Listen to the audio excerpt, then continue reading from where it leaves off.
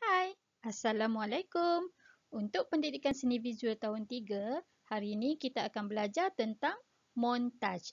Okey, apa itu montaj? Montaj merupakan satu teknik guntingan dan tampalan gambar yang disusun mengikut tema. Mesti ada yang tertanya-tanya kan? Di mana boleh saya dapatkan gambar-gambar itu? Okey, gambar-gambar tu awak boleh dapatkan daripada sumber-sumber seperti ini. Awak boleh dapatkan daripada internet, majalah, surat khabar, komik dan buku cerita. Ini adalah bahan-bahan yang diperlukan untuk menghasilkan montaj.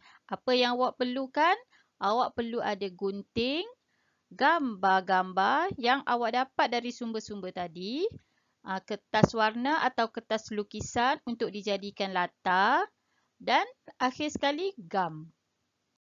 Seterusnya kita pergi pada langkah-langkah untuk menghasilkan montaj ni. Senang je. Okey, yang pertama kita mesti tentukan dulu tema dia. Okey, tetapkan dulu tema. Contohnya kalau cikgu tetapkan tema wajah ataupun hidupan laut ataupun merdeka. Jadi, gambar-gambar yang awak perlu cari adalah gambar-gambar mengikut tema yang telah ditetapkan. Okey, seterusnya yang kedua, gunting gambar. Dah dapat gambar-gambar tu, yang awak cari tadi tu, awak kena gunting. Seterusnya yang ketiga, sediakan kertas. Kertas sebagai latar. Tadi yang awak bahan yang perlu disediakan tu ada apa? Ada kertas lukisan ataupun kertas warna. Kertas tu lah yang awak akan jadikan sebagai latar. Okey, seterusnya yang keempat, susun gambar-gambar tu.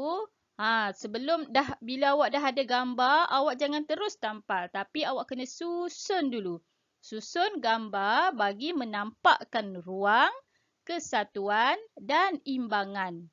Okey. Seterusnya yang kelima, gam gambar-gambar tersebut. Dan yang keenam, gunting huruf-huruf untuk dijadikan tajuk montaj. Contohnya kalau tema kita adalah kemerdekaan, awak nak tampal perkataan Malaysiaku. Okey, jadi awak boleh je cari huruf-huruf daripada surat khabar ataupun majalah. Awak potong-potong, awak susun je huruf-huruf tu dan tampal atas montaj awak tu, jadikan sebagai tajuk. Sebelum kita mulakan langkah-langkah untuk hasilkan montaj ni, kita tengok dulu apa unsur seni yang terdapat dalam montaj ni. Okey, unsur seni yang terdapat dalam montaj ni adalah ruang. Ruang tu apa? Okey, ruang wujud apabila objek disusun mengikut jarak dan luas permukaan tertentu. Ruang merupakan jarak antara objek, jarak yang berada di hadapan lebih besar, lebih jelas berbanding dengan objek yang berada di belakang. Maksudnya di sini, jika awak dah dapat gambar-gambar yang sesuai mengikut tema tu, awak perlu susun dulu. Susun ikut luas permukaan kertas itu.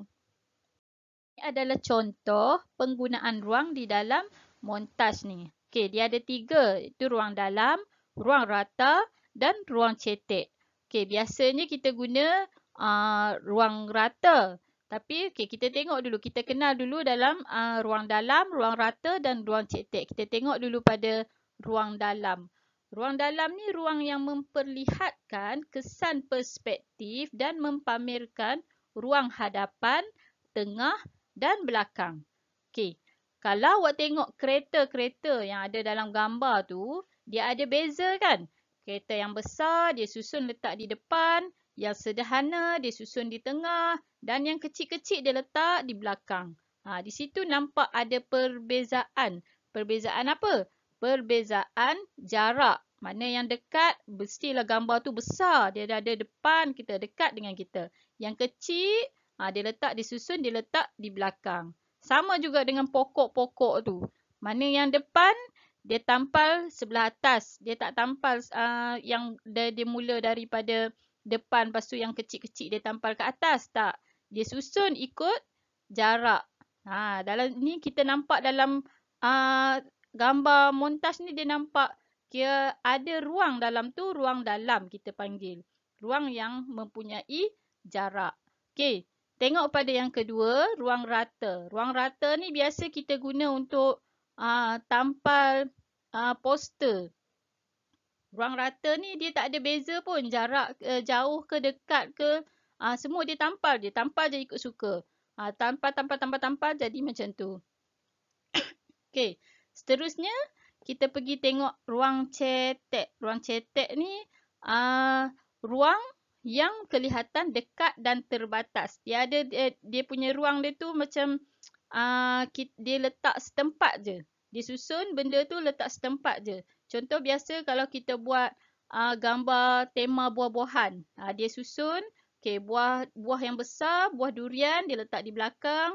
Buah pisang dia letak di belakang. Mana buah-buah yang kecil-kecil tu dia susun, dia letak dekat depan. Dia ada, situ dia tak adalah nampak buah ceri kecil tapi dia cari gambar yang besar dia letak kat belakang. Tak, dia ikut kesesuaian yang betul-betul saiz dia tu. Dia susun, dia letak di setempat macam tu. Ruang dia tu memang dia terbatas sikit. Dia memang diguna kawasan tengah macam tu je. Next, kita pergi pada prinsip seni yang terdapat di dalam montaj. Okey. Prinsip seni yang ada, dia ada dua, iaitu kesatuan dan imbangan. Kesatuan dapat dilihat pada bentuk imej. Imbangan terhasil apabila objek berada dalam keadaan stabil. Ini adalah contoh penggunaan kesatuan dan imbangan di dalam montaj. Okey, kita tengok gambar yang pertama. Gambar ikan tu dia ada kesatuan kat situ. Apa itu kesatuan? Kesatuan tu maksud dia kalau kita letak tema hidupan laut, gambar-gambar yang ada tu mestilah sama juga, sama, bersatu. Semua hidupan laut dalam tu. Dia tak adanya gambar kucing ke, gambar kereta ke dalam tu. Semuanya hidupan laut. Itu maksud dia kesatuan. Okey, tengok pada gambar yang kedua, imbangan. Imbangan tu maknanya gambar yang awak letak tu dia kira macam stabil. Dia tak ada susunan dia tu ikut logik lah. Kalau awak nak buat macam yang kalau gambar yang mana yang kecil, kalau awak letak ke atas ataupun awak susun, maksud dia tu macam bila awak susun ikut dia duduk atas benda yang rata, dia mesti susunan dia tu sama macam tu. Tak adanya awak susun kereta tu tiba-tiba ada ke atas, anak patung tu tiba-tiba duduk atas bola. Dia jadi macam tak logik. Maksud dia tu kalau awak nak susun benda tu, awak susun ikut logik. Itu maksud dia tu imbangan. Okey, imbangan yang burung ni pula, dia ada imbangan. Sebenarnya imbangan dia ada banyak jenis. Tapi ni saya bagi contoh yang kita belajar. Imbangan yang burung ni dia ada simetri kat sini. Simetri tu maksudnya dia ada balance kat situ antara kiri dan kanan. Bahagian tepi dia ada balance. Kalau sini 2 ekor burung, sebelah sana pun, sebelah kiri pun 2 ekor burung.